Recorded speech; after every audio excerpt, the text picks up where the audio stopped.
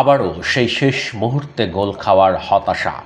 AFC অনূর্ধ্ব-20 বাছাই পর্বে গুয়ামের বিপক্ষে জয়ের প্রত্যাশাই ছিল বাংলাদেশ অনূর্ধ্ব-20 দলের, কিন্তু ভিয়েতনামের মাটিতে সেই প্রত্যাশা পূরণ হয়নি।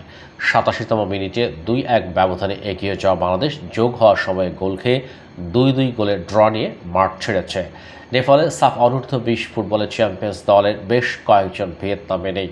শনিবার প্রথম ম্যাচে শক্তিশালী সিরিয়ার বিপক্ষে ৪-০ গোলে হেরেছে বাংলাদেশ।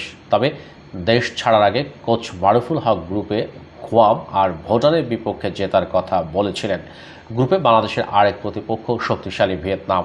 ম্যাচের ৬ষ্ঠ মিনিটে রাজু আহমেদ জিশানের চমৎকার ক্রসে ৫ ছুঁয়ে বাংলাদেশকে এগিয়ে দেন নেপালের সাফ চ্যাম্পিয়নশিপের সর্বোচ্চ গোলদাতা মিরাজুল ইসলাম।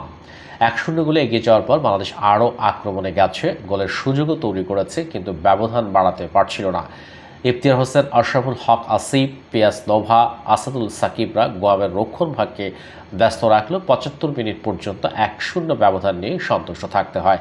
৭৫ মিনিটে গুয়ামের কার্টিস হার্বার ডান প্রান্ত থেকে বক্সে একটি ক্রস ফেলে সেটি বিপদমুক্ত করতে গিয়ে বাংলাদেশের অধিনায়ক ও মিডফিল্ডার আশরাফুল হক আসিফের হাতে বল লাগে। পেনাল্টি থেকে সমতা ফেরান গুয়াম মিডফিল্ডার সুনতারো সুজুকি। ম্যাচে সমতা ফেরানোর পর বাংলাদেশের সঙ্গে পাল্লা দিয়ে আক্রমণ করে গেছে গুয়াম, তবে ৮৭ মিনিটে গুয়ামের রক্ষণের ভুলে আবার এগিয়ে যায় বাংলাদেশ। গুয়ামের বক্সের মধ্যে বল কেড়ে নিয়ে ২-১ করেন বদলি নামা ফরওয়ার্ড মইনুল ইসলাম। এগিয়ে যাওয়ার পর কিছুটা গা ছাড়া হয়ে পড়ে বাংলাদেশ। এ সময় গুয়ামকে খেলার যথেষ্ট সুযোগ দিয়েছেন বাংলাদেশের ফুটবলাররা। ম্যাচের যোগ করা সময়ের প্রথম মিনিটে ডান প্রান্ত দিয়ে বল নিয়ে ঢুকে শট নেন গুয়াম ফরওয়ার্ড কার্টিস হার্বার। সেটি ঠেকাতে পারেননি বাংলাদেশের গোলকিপার ইসমাইল মাহিন। অমনোযোগী রক্ষণভাগের কারণে জয় হাতছাড়া হয় বাংলাদেশের।